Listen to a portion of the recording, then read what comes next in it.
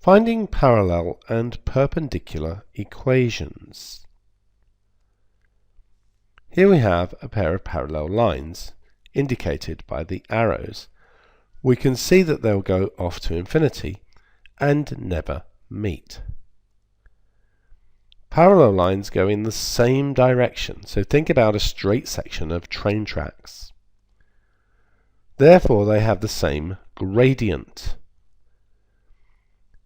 We want to find the equation of the line parallel to y is negative 3x plus 7 that passes through the point 1, 1.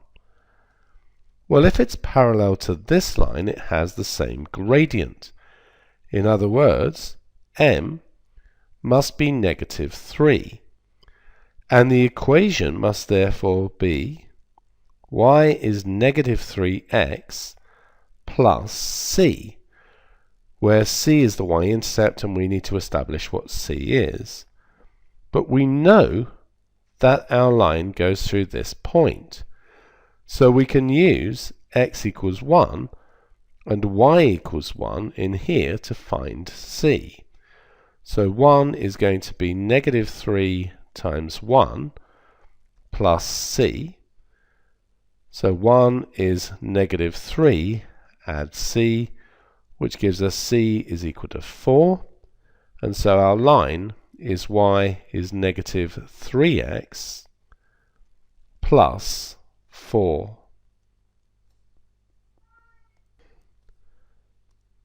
Find the equation of the line parallel to the line 4x plus 3y equals 12 that passes through the point 1, 1.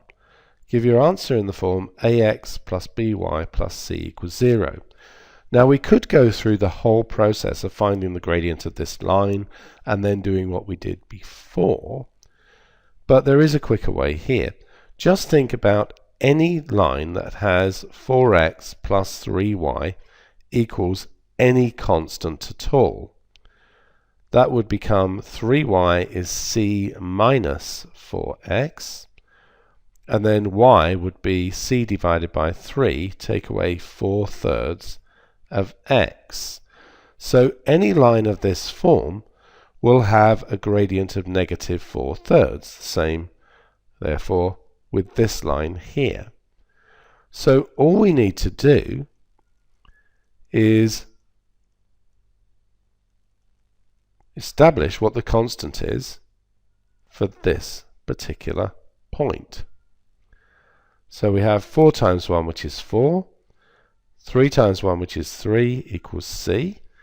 So our line is going to be 4x plus 3y is equal to 7. And then to get into this form, we just do 4x plus 3y, bring the 7 over, equals 0. Now, rather than these lines being parallel, these ones meet at right angles, which is what we call perpendicular. When lines are at right angles to each other, we say they are perpendicular. Suppose the gradients are m1 and m2. So we'll say this one here is m1, this one here is m2. When two lines are perpendicular, m1 times m2 is always equal to negative 1. Another way of putting this is that m2 is equal to negative 1 over m1. And in practice, this is how we go about finding perpendicular gradients. So we want to complete the table below. Here's the gradient, here's a perpendicular gradient. So what we're saying here is that m1 is equal to 5, and we want m2, and we know that that's equal to the negative of 1 over m1, so 1 over 5, so negative 1/5. And if you check, multiplying these two together does give you negative 1. For the second one, we have that m1 is negative 3, So m2 will be the negative of 1 over negative 3. The negatives will cancel to make a positive, and we'll get 1/3. Now, another way to look at this is that if we always think of m1 as being a fraction, so here we could have thought of it as being 5 over 1, we turn it upside down and change the sign. Think about this one, negative 3 over 1, turn it upside down, change the sign. Now that helps when we're doing fractions. We don't have to think as much about dividing by a fraction. So 1/5, turn that upside down and it's 5 over 1, change the sign and it becomes negative, and we'd write this just as negative 5, not negative 5 over 1. But with this one, 3/7, turn it upside down and we get 7/3. This one is positive, so this one needs to be negative. For this one here, turn it upside down, so we have negative 7 over 5. Turn upside down to 5/7. This one's negative, so this one needs to be positive. 5/7. And for 0.6, remember that we can write 0.6 as 3/5. Turn that upside down and change the sign. Find the equation of the line perpendicular to the line 5x plus 6y minus 15 is 0 that passes through the point 2, negative 3.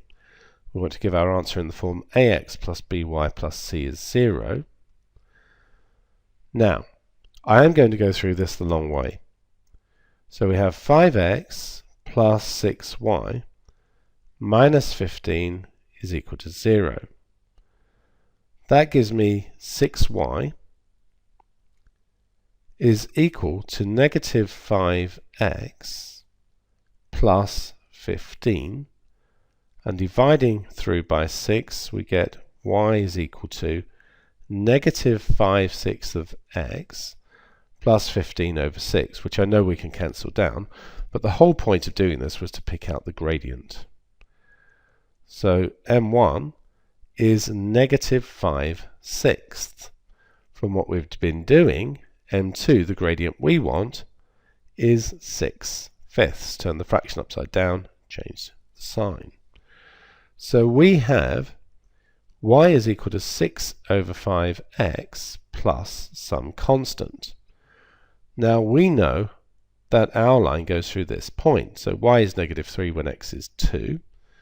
So negative 3 is 6 over 5 times 2, add c, so negative 3 is going to be 12 over 5 plus c.